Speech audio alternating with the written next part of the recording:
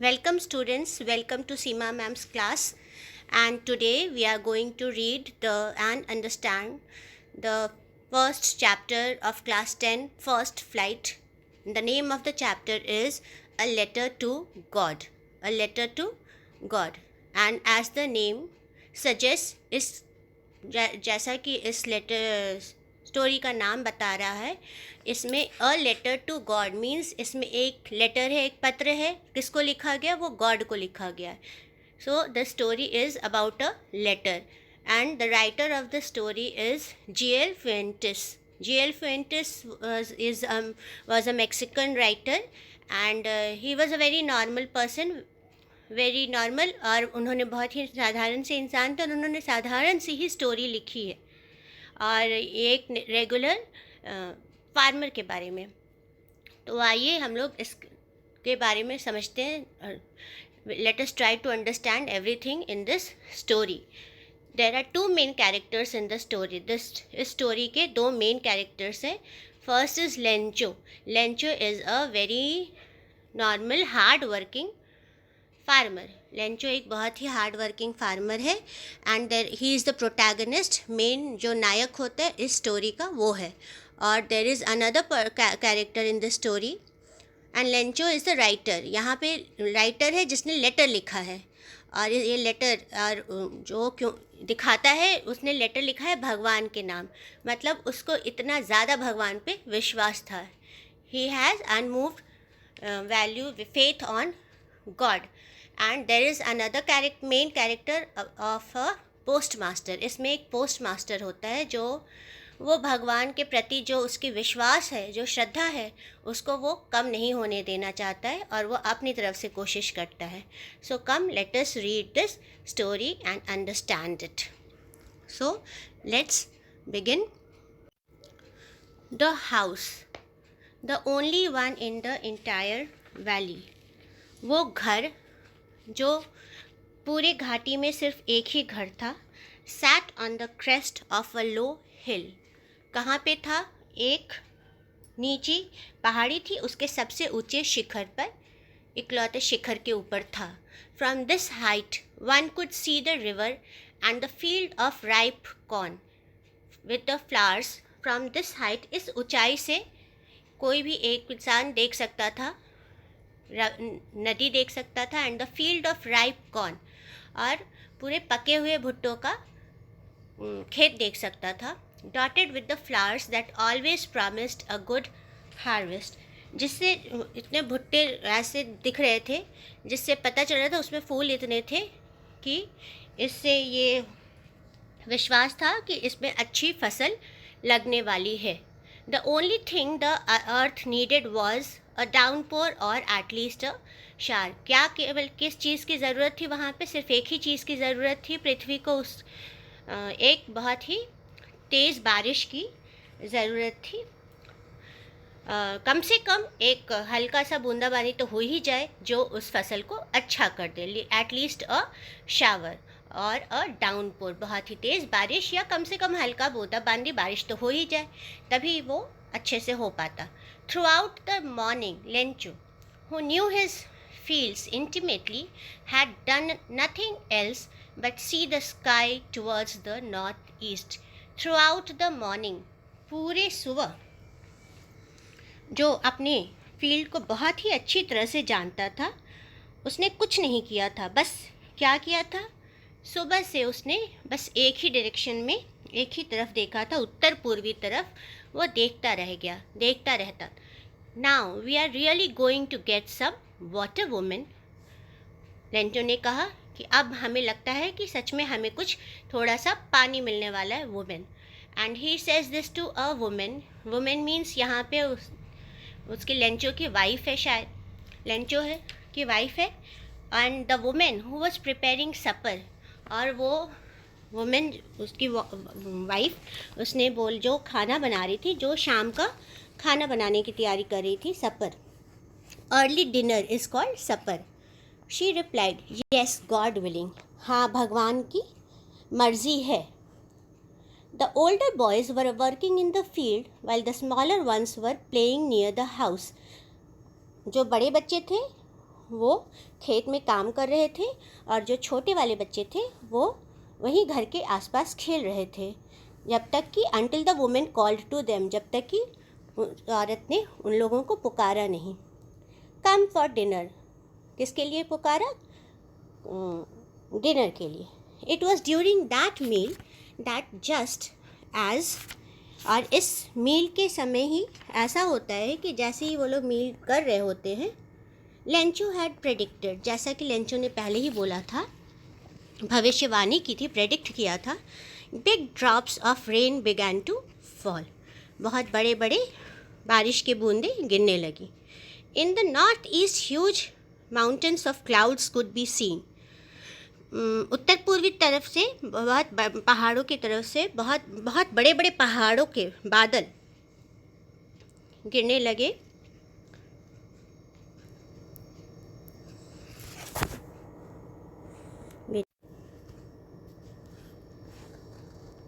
Lencho ने जैसे भविष्यवाणी की थी वैसे ही बारिश के बड़े बड़े बूंदे गिरने लगे और उत्तर पूर्वी तरफ से बहुत ही बादलों के बहुत ही बड़े बड़े पहाड़, ऐसे बादल दिखने लगे जो पास आ रहे थे, वो पास आते दिख रहे थे। The air was fresh and sweet, जो हवा थी, जो मिट्टी की भीगी हुई खुशबू थी, वो बहुत ही ताज़ी और मीठी थी। The man went out for no other reason than to have the pleasure of feeling the rain on his body. जो लेंचो है, जो आदमी है, वो वहाँ और किसी कारण से नहीं जाता है, बस वो उस खुशी को महसूस करने के लिए जाता है, जो बारिश जो गिरती है वो उसके शरीर पे, वो उस खुशी को महसूस करने के लिए बाहर जाता है। And when he returned he exclaimed, और जब वो लौटा तो वो बहुत ही विस्मय के साथ उसने बोला कि these aren't raindrops falling from the sky, they are new coins। उसने खुशी के मारे बोला कि ये बारिश की बूंदें नहीं गिर रही हैं आसमान से, ये तो सिक्के हैं, सिक्के, न्यू कॉइन्स, नए सिक्के हैं। The big drops are 10 cent pieces and the little ones are 5। जो बड़े बड़े बूंदे हैं वो 10 पैसे के सिक्के हैं और जो छोटे वाले हैं वो 5 पैसे के। With a satisfied expression, he regarded the field of ripe corn with its flowers। और एकदम संतुष्ट भाव से, एक्सप्रेशन के साथ उसने वो उसके बारे में वो सोचा, डिपेंड किया। He regarded the field of ripe corn with its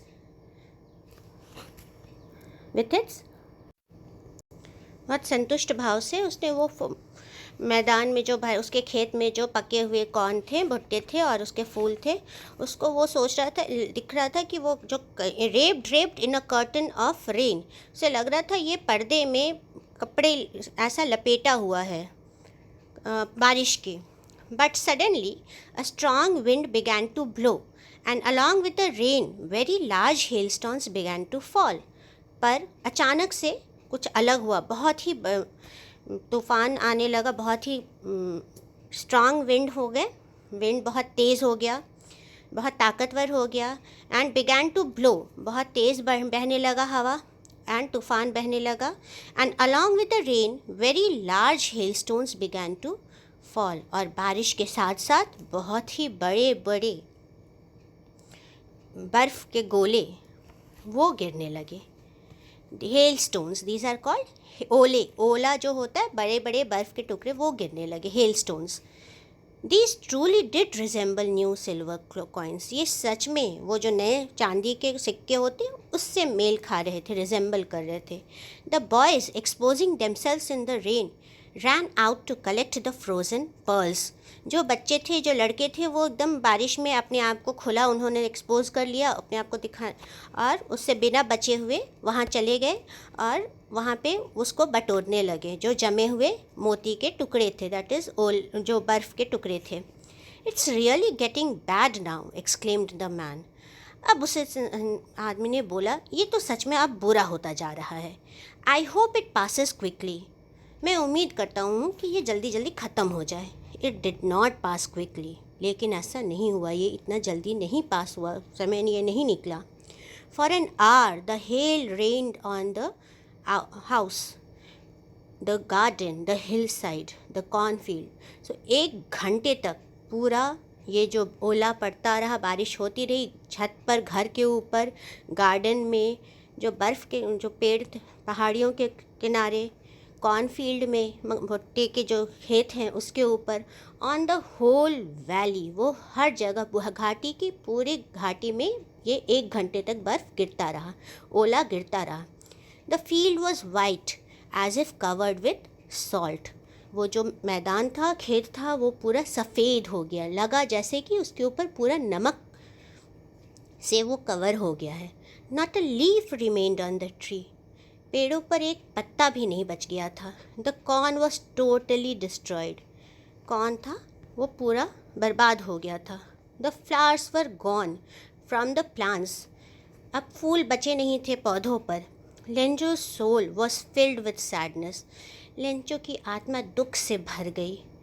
When the storm had passed, he stood in the middle of the field and said to his sons, जब वो तूफ़ान चला गया, गुज़र गया, तो वो खेत के बीच में खड़ा होकर उसने अपने बेटों से कहा, A plague of locusts would have left more than this.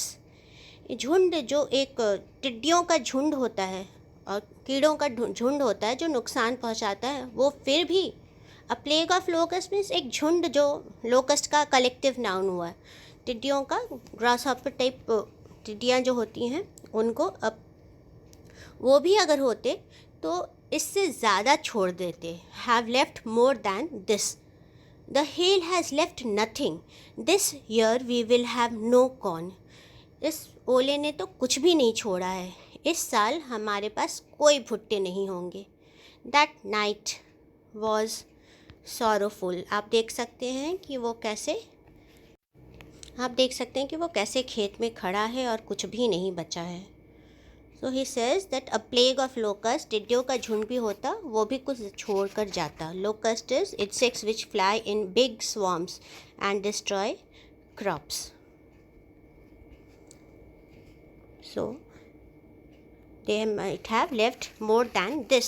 The hail has left nothing. This year we will have no corn. इस साल हमें कोई भुट्टा नहीं मिलेगा। That night was a sorrowful one. वो रात दुख से भरा था, अफसोस से भरा था। All our work for nothing. इतनी सारी मेहनत और उसका कुछ भी नहीं बचा। There's no one who can help us. we'll all go hungry this year. वहाँ ऐसा कोई नहीं है जो हमारी मदद कर सकता है, हम लोग और इस पूरे साल भूखे रहेंगे। Now what did Lencho hope for, इस बार लेंचो को क्या उम्मीद थी कि बारिश होगी तो फसल बहुत अच्छा होगा। वाई डिड लेंचो से the rain drops were like new coins, क्योंकि उससे लग रहा था इससे पैसे मिलेंगे, जिससे उनका जब फसल अच्छी होगी, अच्छी बिकेगी तो उससे अच्छे पैसे मिलेंगे और इस पैसे से उनका अच्छा घर साल भर अच्छा चलेगा, अच्छा बीतेगा। How did the rain change, what happened to Lencho's field, the rain change into hailstorm, बारिश ओलों में बदल गया। और व्हाट हैपेंड, लेंचोस फील्ड सब कुछ बर्बाद हो गया, सारी फसल, भुट्टे की फसल खराब हो गई। What were Lencho's feelings when the hail stopped, Lencho की क्या फीलिंग थी, क्या उसे लग रहा था, यही कि इससे लोकस्ट होते तो वो फिर भी कुछ छोड़ जाते, लेकिन अब हमें साल भर कुछ नहीं खाने को मिलेगा, सारा मेहनत बेकार हो गया। Now let us continue with the reading, आगे और पढ़ते हैं। But in the hearts of all who lived in that solitary house in the middle of the valley, there was a single hope, help from God. लेकिन सबके दिलों में, जो उस अकेले, सॉलिटरी मीन्स अकेले घर में, उस पूरी घाटी में, in the middle of the valley, जो घाटी के बीच में वो अकेला घर था, उसमें जो भी रहते थे उनके पास एक ही उम्मीद बाकी थी, हेल्प फ्रॉम गॉड, भगवान से मदद की उम्मीद। Don't be so upset even though this seems like a total loss, remember no one dies of hunger. तो उसने कहा इतना भी मायूस ना हो, even though this seems like a total loss, although ऐसा लगता है कि ये हमारी लिए पूरी हर चीज़ हमारा बर्बाद हो गया है, लेकिन याद रखो, no one dies of hunger, कोई भी भूख से नहीं मरता। That's what they say, no one dies of hunger, यही सब कहते हैं कि कोई भूख से नहीं मरता। All through the night Lencho thought only of his hope, पूरी रात लेंचो ने बस उसी एक उम्मीद के बारे में सोचा, द हेल्प ऑफ गॉड, भगवान से मदद, whose eyes as he had been instructed see everything, जिनकी आँखें, भगवान की आँखें, जैसा उसको बताया गया था, उसको इंस्ट्रक्ट किया गया था, बताया गया था कि भगवान की आँखें सब कुछ देखती हैं, see everything even what is deep in one's conscious, भगवान की आंखें सब कुछ देखती हैं, वो भी जो इंसान बोलता नहीं है लेकिन जो उसकी आत्मा में बहुत गहराई तक छुपी रहती है, वो भी भगवान देखते हैं। Lencho was an ox of a man working like an animal in the fields, Lencho बहुत ही मेहनती इंसान था, वो इतना काम करता, जानवरों की तरह मेहनत करता था। Was an ox of a man working like animal in the fields, बहुत ही ज़्यादा मेहनत करता था, but still he knew how to write, बहुत ही मेहनती था, जानवरों की तरह काम कर सकता था, लेकिन बस तब भी उसे लिखना आता था। The following Sunday at daybreak he began to write a letter, जो उसके अगले संडे जो आया उसमें सुबह सुबह भोर में ही उसने लेटर लिखना शुरू किया। He began to write a letter which he himself would carry to town, उसने एक लेटर लिखना शुरू किया जो वो खुद लेकर जाता शहर में, and place in the mail, और जो वो मेल बॉक्स में डाल देता। It was nothing less than a letter to God, वो भगवान के पास एक चिट्ठी लिखने से कम कुछ भी नहीं था। गॉड ही रोट, उसने क्या लिखा, भगवान।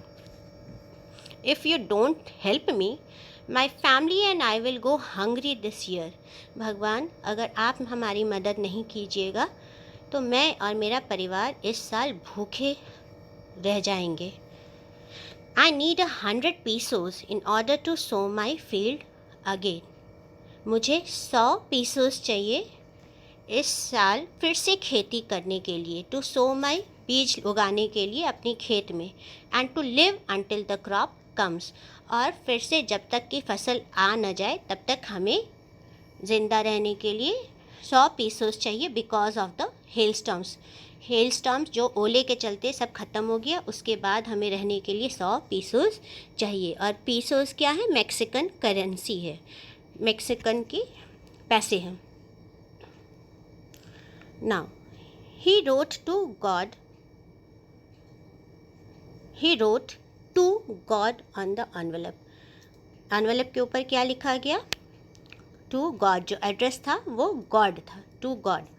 Put the letter inside and still troubled went to town, उसने उस लेटर को एनवेलप के अंदर अंदर रखा और सिर्फ अभी भी वो उलझा हुआ था, परेशान था। Still troubled went to town, शहर गया। At the post office he placed stamp on the letter and dropped it into the mail box, and वो पोस्ट ऑफिस में उसने एक स्टैम्प लगाया, टिकट लगाया लेटर के ऊपर, और इसको डाल दिया मेल बॉक्स के अंदर।